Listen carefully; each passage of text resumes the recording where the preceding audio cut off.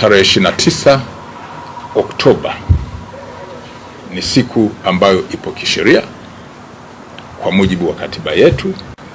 Kila mwananchi ana haki ya kwenda kupiga kura kumchagua kiongozi anayetaka. Narudia, tarehe 29 mwezi Oktoba mwaka huu wa 2025.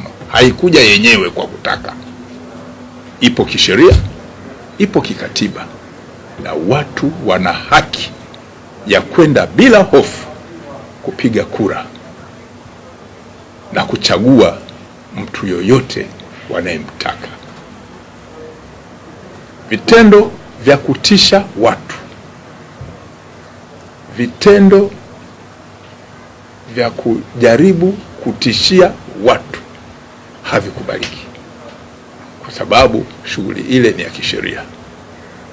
Kwa hiyo jeshi la polisi litaendelea kufuatilia, kuzuia, kubaini na kutanzua matishio yote ya kiusalama, na siku hiyo watu watatimiza jukumu lao la kikatiba bila hofu.